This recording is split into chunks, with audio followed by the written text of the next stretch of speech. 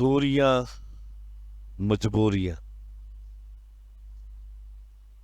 वाले साहब के पास एक दोस्त की वसातत से एक नौजवान आया जो आला तालीम याफ्ता था, लेकिन गांव में क़याम पजीर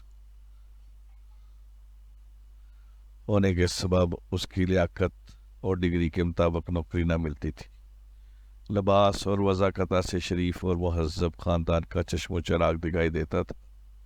बाबा जान ने दो चार बातें करने के बाद उसको अपने पास मुलाज़म रख लिया। बाबा जान गुलाब नामी इस नौजवान की कारकर्दगी देखना चाहते थे। उन्होंने अपने कुछ अहम कारोबारी अमूर उसके हवाले किए, जिन्हें उसने बड़ी खुश उसलूबी से निपटाया। वो एक अच्छा ड्राइवर भी था। उसने हमारा ट्रक चलाने की ख्वाहिश ज़ाहिर की तो वालिद ने उससे अपना माल बरदार ट्रक सौंप दिया। उसने हमारा ट्रक चलाना शुरू कर दिया। वो अक्सर सामान लाने और ले जाने के सिलसिले में हमारे घर आता था। बाबा जान गुलाब खान को बहुत अच्छा जानते थे। अब वो खाना भी हमारे घर से खाता। बिलाशुबा वो बहुत शरीफ इंसान था। हमेशा अदब से बात करता और अपनी निगाहें नीची रखता था। मैं बहन भाइयों में सबसे छोटी थी और काफ़ी सियानी हो चुकी थी। दो बड़ी बहनें अपने घरों की हो चुकी थी। अब वालिद मेरे फ़र्ज से सुबकदोश होना चाहते थे। उनकी निगाह गुलाब पर थी। उनकी जहाँ दीदा निगाहों ने हीरे को पहचान लिया था। एक रोज़ उन्होंने गुलाब के बारे मेरी माँ से मशवरा किया और कहा, तुम लड़की से भी पूछ लो कि ना जो परवर क्या कहती है। माँ ने मेरा इंदिया लिया तो मैंने गर्दन झुका ली। जब रिश्ता तय हो गया तो ताया जी को भी इल्म हुआ। उन्होंने इस रिश्ते की खूब मुखालफत की।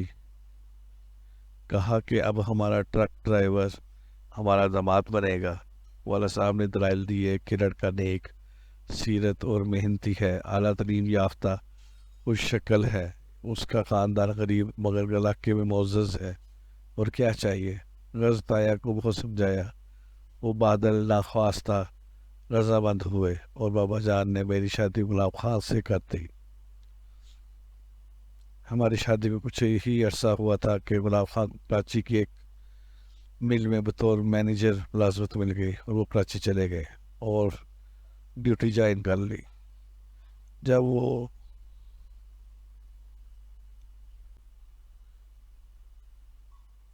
जब वो हमसे मिलने आते, सबके लिए तोहफे लाते। पहले पहल माह डेढ़ माह बाद आते। हफ्ता हफ्ता ये दौरानियाँ बढ़ने लगा। अब तो 6 माह बीत जाते तब शक्ल दिखाते। इसी असर में अल्लाह ताला ने हमको दो बेटियों से नवाज दिया। बच्चे सियाने हुए तो बाप की गैर हाजिरी को शिद्दत से महसूस करने लगे।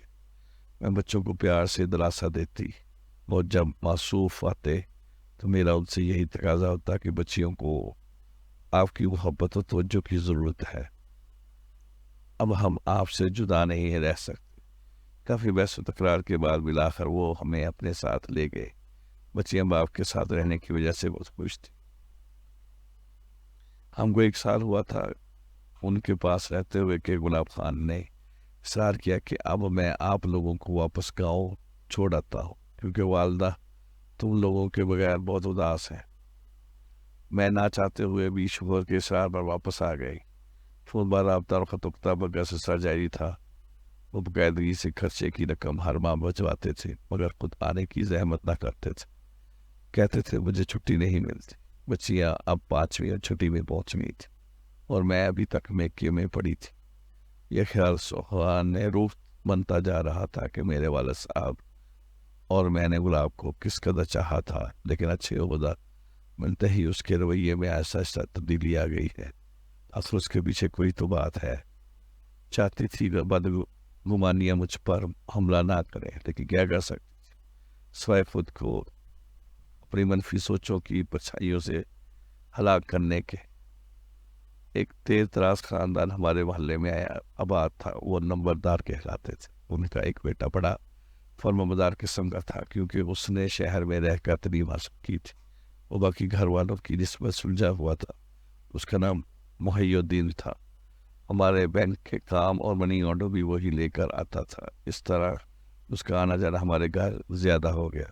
شومی تو ویسے ہی مجھ سے اس وقت دور تھے، اور میں سمجھتی تھی کہ وہ مجھ میں دلچسپی نہیں لیتے، اور ادھر بچیاں بڑی ہو رہی تھی۔ محی الدین نے اس موقع سے فائدہ اٹھایا۔ اس نے میری توجہ حاصل کرنے کے لیے بچیوں کے مسائل میں دلچسپی لینی شروع کر دی۔ ان کے اسکول کے مسئلوں میں بھرپور توجہ دی۔ یوں میں بھی اس شخص کی جانب توجہ کرنے لگی۔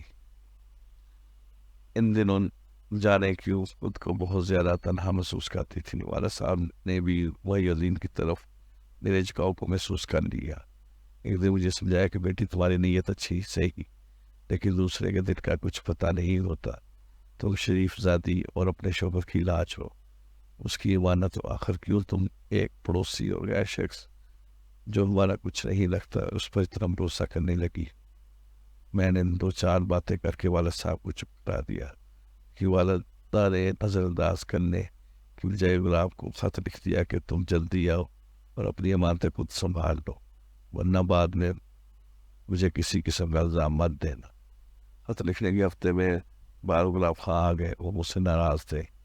اصرار کیا کہ بس تم میرے ساتھ چلو۔ میں پہلے جانا چاہتی تھی، مگر آپ لے جانے پر راضی نہ تھے۔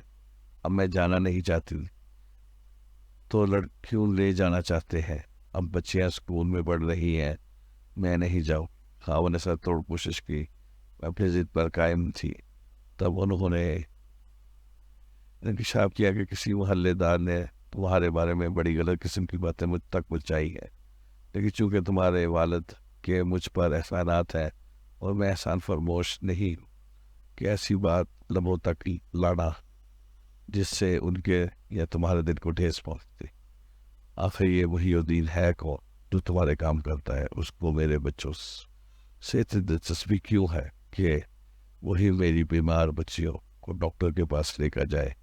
میں اتنی رقم ہر ماہ بجواتا ہوں کہ تم گاڑی لے سکتی ہو، ڈرائیور رکھ سکتی ہو، ایسا ملازم بھی رکھ سکتی ہو کہ تمہارے سارے کام کے تنخواہ کے عوض کر دیا کرے۔ پھر پڑوسی کا احسان لینے کا کیا؟ میں گھر بنوانے کی خاطر بحث کر رہی تھی۔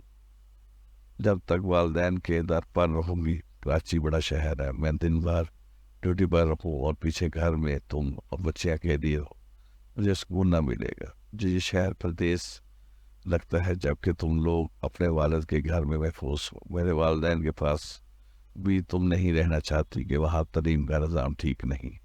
میں شوہر کی باتیں سن کر رونے لگی۔ قسمیں کھا کر میں نے گلاب خان کو اپنی پاکیزہ زندگی کا یقین دلایا اور کہا کہ محی الدین کو بھائی جیسا جان اپنے بھائی میری ذمہ داری کو نہیں سمجھتے۔ وہ پڑوسی ضرور ہے مگر اچھی فطرت کا ہے، تبھی اس کو ہر کام بتا دیتی ہو۔ میں تم کو اس سے ملوا دیتی ہوں۔ میں نے گلاب خان محی الدین سے ملایا۔ اس نے بھی قسم کھا کر کہا کہ میرا ان سے بہن جیسا رشتہ ہے اور میں انسانیت کے طور پر ان کے کام کر دیتا ہوں۔ آپ میری نیکی کو ضائع نہ کریں۔ آپ کو بھی جو کام مجھے بتا کر جائیں گے۔ محی الدین کی باتوں سے گلاب خان کے دل سے ہر قسم کا شک و شبہ جاتا رہا۔ وہ مطمئن ہو گیا اور میری خواہش کے مطابق محی الدین پر بھروسہ کرتے ہوئے کہا کہ میں رقم بجواتا رہوں گا۔ 6 سال کوئی پلاٹ تلاش کر کے جو ناز پرور کے والد کے گھر سے زیادہ دور نہ ہو، مجھے بتاؤ، خرید کر اس پر مکان کا نقشہ بنوا دو، اور یہ کام اب آپ کے ذمہ ہے۔ میرے پاس وقت ہوتا تو میں خود یہ کام کرتا، لیکن مجبوری ہے، تبھی تم کو تکلیف دے رہا ہوں۔ اس طرح محی الدین نے افشانی سے بہت اچھی لوکیشن پر پلاٹ تلاش کیا، قیمت مناسب کروائی اور میرے شوہر پر اترا دی۔ انہوں نے ہفتے کی چھٹی لی، میرے نام سے پلاٹ خریدا اور قبضہ وغیرہ لے کر محی الدین کے حوالے کر گئے۔ اس طرح قلیل مدت میں مکان کی تعمیر شروع ہو گئی۔ مکان مکمل ہو گیا۔ وہ مجھے فون کرتے اور پوچھتے اب کتنا گھر بن گیا ہے؟ تمہاری خوشی کے لیے میں دن رات محنت کر رہا ہوں۔ تب مجھے عقل لائی کہ مجھے اپنے نیک سیرت شوہر کی قدر کرنی چاہیے اور اس پر بدگمان نہ رہنا چاہیے۔ جس نے مرد ہو کر میری ہر بات کا یقین کر لیا، میں نے جس غیر مرد کو بھائی بتایا، انہوں نے آنکھ بند کر کے بھروسہ کر لیا۔ گھر مکمل ہو گیا، بڑا بہت خوش تھے۔ میں نے گھر دی، جب سانے کی خواہش کی، انہوں نے اجازت دے دی، بچیوں کو ساتھ لے کر میں نئے مکان میں چلی گئی۔ حفاظت کی خاطر ایک چوکیدار اور ملازمہ بھی رکھ لی۔ یہ معمہ میرے لیے ابھی تک حل طلب تھا کہ شوہر تیرا اتنا احساس رکھتے ہوئے بھی ملاقات کے لیے جلدی کیوں نہیں آتا۔ اسی سوال نے مجھے برباد کیا اور میرے سکون کو تہو بالا کاٹا تھا۔ تبھی میں ان سے بے وفائی کا ارتکاب کر بیٹھی۔ دراصل والدین کی منشا کے خلاف میں ان سے دور علیحدہ گھر آ گئی تھی۔ سو امی ابا خفا تھے، لے دے کر وہی رہ گیا تھا جو میری خبر گیری کو آ جاتا تھا۔ جب وہ آتا میں اس کے سامنے شوہر کے تغافل اور اپنی تنہائی کا رونا رو کر بیٹھ جاتی۔ تب ایک دن اس نے کہا، اگر تم شوہر سے اس قدر نا آسودہ ہو تو پھر سیدھے ساتھ سبھاؤ، طلاق لے لو۔ بھی مجھے لگا جیسے اس نے میرے دل کی بات کہہ دی۔ اس کے بعد میری اس کے ساتھ پسندیدگی بڑھنے لگی۔ میں اس کی باتوں میں آ گئی اور ایک وکیل کے پاس گئی اور اللہ کا سمن میں آپ کو بھجوا دیا۔